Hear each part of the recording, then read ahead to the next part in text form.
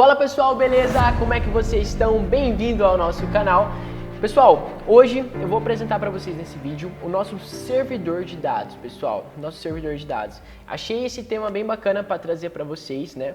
Porque é uma coisa que muitas pessoas pensam que não precisam utilizar, né? Ou até mesmo que está muito distante de um dia precisar utilizar um servidor de dados. Mas Bruno, para que isso, né? A gente aqui é uma produtora audiovisual, então a gente trabalha com foto, vídeo, a gente trabalha com bastante arquivo pesado, né? Como todos sabem, 4K e tudo mais, pesa bastante os arquivos, porém, nem sempre foi dessa forma, né? Há um tempo atrás, alguns anos atrás, a gente trabalhava com câmeras que não exigiam tanta memória assim, né? Tanto espaço, espaço de armazenamento mesmo, e até então a gente não utilizava nenhum tipo de servidor de dados. Mas por que a gente decidiu montar um servidor ali, um computador para poder armazenar os dados? Desde o início eu sempre tive o meu sócio e quando a gente começou com as nossas edições a gente armazenava tudo em HD externo, e a gente já sabia que não era uma forma tão segura assim de armazenar dados, porém no início era a forma mais fácil que a gente tinha naquela época de poder estar guardando os dados, né? Porém, a gente tinha algumas dificuldades já desde o início, porque quando eu estava em algum projeto e meu sócio precisava mexer, a gente copiava, colava para o outro HD, assim os dois conseguiam ficar mexendo ou vice-versa. Toda vez que a gente precisava usar o conteúdo, tinha que esperar passar de um para o outro. E quando a gente veio para cá no nosso estúdio, a gente começou a ter mais pessoas trabalhando aqui com a gente, né? E aí começou a ficar bem difícil, pessoal, bem difícil mesmo, porque imagina 3, 4 pessoas tendo que trabalhar no mesmo projeto, e assim eu tinha que ter um HD para cada computador. Começou a ficar uma coisa bem demorada para a gente conseguir passar um projeto para o outro, então a gente resolveu montar um servidor de dados em que a gente conseguia ter acesso muito mais fácil ao conteúdo que todos estavam editando, né, ao material. Então a gente começou a montar um CPU, né, um computador próprio para a gente poder colocar todos os nossos arquivos lá dentro e poder fazer um backup para a nuvem. Vou apresentar ele para vocês, ok?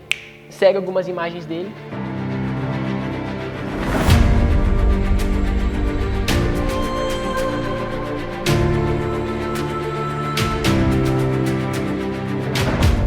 Bom, às vezes você pode estar pensando aí que isso pode ser uma coisa muito difícil de ser montada, mas hoje eu vou provar para vocês que não é, pessoal. A gente montou esse servidor, esse computador com base no que a gente tinha naquela época, né? Com o custo-benefício que a gente poderia ter naquele momento.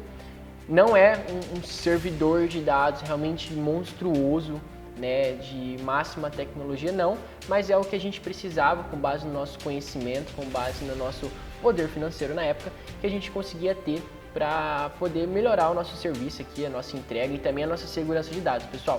Então vamos lá, a gente decidiu montar um computador conversando com um técnico, parceiro nosso, e a gente decidiu montar o nosso CPU. Qual que eram as configurações iniciais do nosso CPU? A gente começou com um HD, pessoal, um HD NAS de 10 teras para a gente poder começar a poder jogar os nossos projetos que estavam nos nossos HDs, só que os nossos projetos mais recentes, em que todos estavam trabalhando.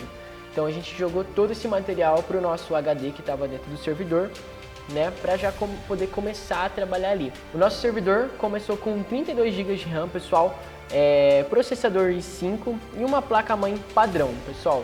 Nada muito tão forte assim, né? Uma fonte gamer, né? Uma fonte um pouco mais forte. E também um SSD, pessoal, de 2 teras que a gente decidiu colocar lá para a gente poder descarregar os arquivos no SSD, pessoal. Essa foi a grande jogada que a gente pensou na época, porque quando a gente coloca algum cartão SD para descarregar no HD, todos sabem que ele demora um pouco mais, porque é um disco. Como que a gente faz hoje? O nosso CPU, o nosso servidor, ele é logado no nosso roteador de internet, que é ligado num hub.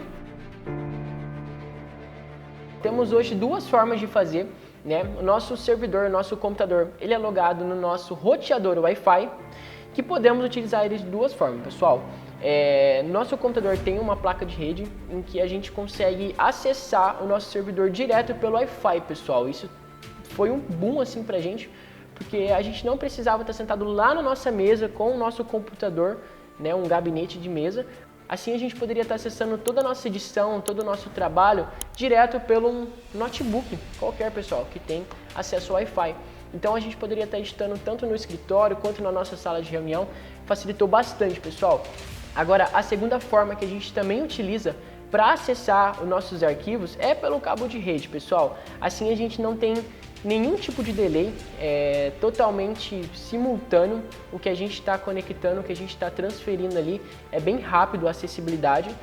Então quando a gente quer transferir algum tipo de dado no nosso notebook direto para o servidor, pessoal, sem ter que ir lá e plugar no servidor, a gente coloca ele no nosso notebook, no nosso computador, e a gente consegue fazer, no caso, essa cópia, essa transferência direto por aqui no servidor, pessoal, ligado pelo cabo. A velocidade acaba sendo um pouco mais rápida, né? A gente também consegue fazer isso pelo Wi-Fi, porém não é tão rápido. Como todos sabem, o cabo ainda é o instrumento mais rápido para a gente poder estar utilizando isso, beleza, pessoal? Bom, esse é um resumo de como nós utilizamos o nosso servidor aqui. É um pouco mais fácil do que parece e a gente pensou que a gente demoraria um tempo ainda para poder estar utilizando esse tipo de armazenamento, mas não, pessoal. Eu indico isso sinceramente, até mesmo para quem está começando, para quem já tem uma equipe aí de 2, 3, 4 pessoas. Isso agiliza muito, pessoal. É um tipo de equipamento que você pode montar na sua casa, né, no seu escritório.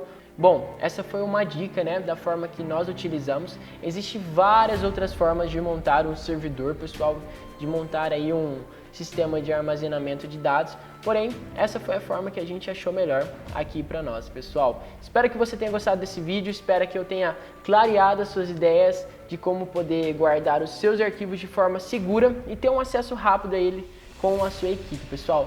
Valeu, fui!